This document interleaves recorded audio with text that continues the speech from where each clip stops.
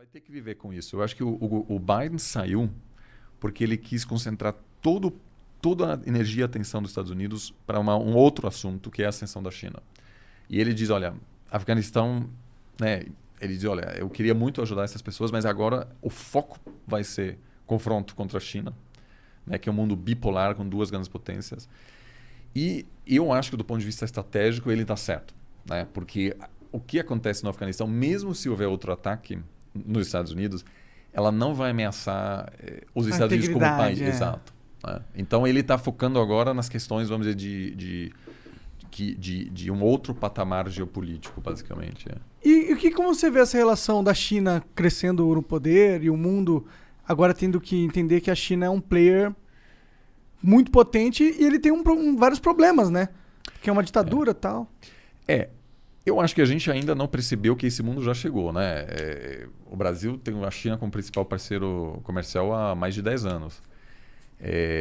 A China hoje tem mais soldados em missões de paz da ONU do que todas as outras potências do Conselho de Segurança. Sério? Então, assim, tem um engajamento. Agora, com a chegada de 5G, a China tem uma vantagem tecnológica enorme e ela vai poder pautar a agenda e definir os standards técnicos para carros autônomos, drones, que são super importantes no Brasil para a agricultura, né, para aumentar a produtividade.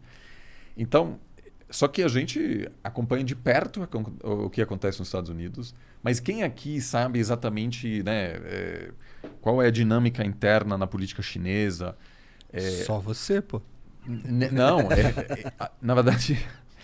Nós ainda não temos um grande número de sinólogos, por exemplo. Né? A gente precisa de pessoas que falem bem chinês, que tenham vivido na China. Até o próprio Itamaraty, na verdade, não tem tantas pessoas que falam bem chinês. E eu me preocupo muito porque eu vejo os meus alunos que vão ter posições de destaque daqui a 20 anos. E daqui a 20 anos a economia chinesa será muito maior, provavelmente, do que a americana. Sim. Né? A gente vai estar olhando muito para a Ásia e... Eu entendo, eles ainda preferem fazer o intercâmbio na Europa, ou nos Estados Unidos, ou na Argentina. Ainda poucos vão para a Ásia. Mas esse vai ser vamos dizer, o coração político e econômico. Agora, o que a China vai fazer, eu acho que eles não vão repetir essa besteira que os britânicos, os soviéticos e os americanos fizeram no Afeganistão. Eles são super pragmáticos porque tem uma diferença. A China não quer exportar seu sistema político. Que é uma diferença. Isso é bom. Porque a China se considera como único. Né? Diz, olha, nós somos... Não existe outro igual. Tanto que em chinês, China é reino do meio. Se consideram o centro do mundo e não acham que estão em processo de ascensão. Estão em processo de voltar onde eles sempre estavam, né? No centro. Bom, faz sentido até, né? Não, é verdade, historicamente falando, é totalmente verdade. A liderança ocidental é minúscula. A gente está vivendo num período totalmente atípico de liderança ocidental que representa uma pequena parcela da população mundial. Né? Então, se você olha para o mundo da perspectiva asiática, é o natural agora que a Ásia volte a ser o centro do mundo, de certa maneira. Afinal, tem gente pra caralho lá. Você tem... Muita gente. Você tem, enfim, concentração. Se você olha China, Índia e os países em volta, representam a metade da população. Agora, então, não quer exportar, mas também tem uma visão ultra pragmática. Isso quer dizer, eles vão lidar com quem estiver no poder e não se importam o que acontece naquele país. Então, as mulheres lá não podem sair de casa. Foda-se.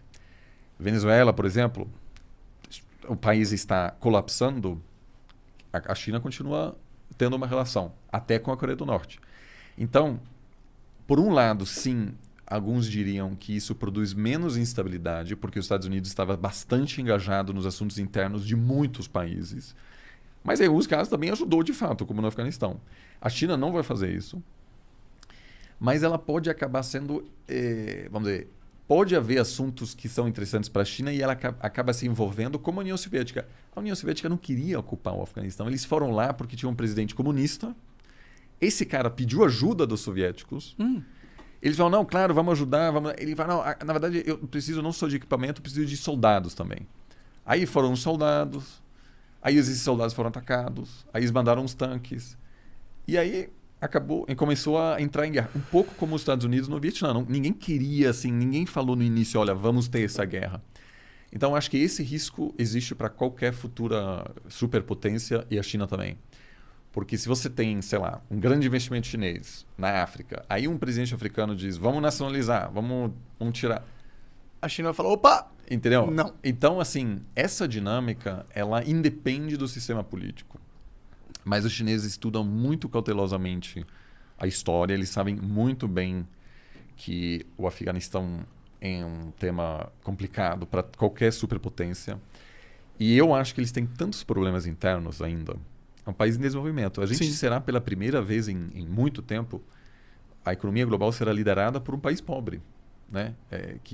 É algo diferente, porque os Estados Unidos não apenas era a maior economia do mundo, era um país muito rico também. Era um dos países mais ricos per capita. Então a China é uma liderança que você viaja para o interior e tem realmente muitos problemas. Então ela, sabendo, eu acho que o governo sabendo disso, vai fazer de tudo para atrasar ao máximo confrontos desse tipo, né? Só se eu acho que pode haver, por exemplo, um confronto com Taiwan quando percebe-se que os americanos estão tão cansados de guerras. Se a China perceber, olha, eu posso retomar Taiwan sem que o Biden vai reagir, aí eu acho que isso pode acontecer. Então nos próximos 4 anos eles vão retomar Taiwan. O cenário que gera mais preocupação é ou a China reagir ao declínio americano e aí os Estados Unidos...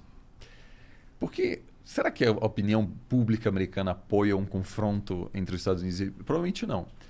E não aí, parece uma boa ideia. Só que daí, o que vai acontecer? A Rússia vai dizer, opa, os Estados Unidos ficam quietos, então eu vou, por exemplo, retomar a Ucrânia, porque a União Europeia não tem Pô, mas e a ONU, cara? Cadê a ONU para defender a estabilidade do país, do planeta? Bom, eles não são feitos para isso?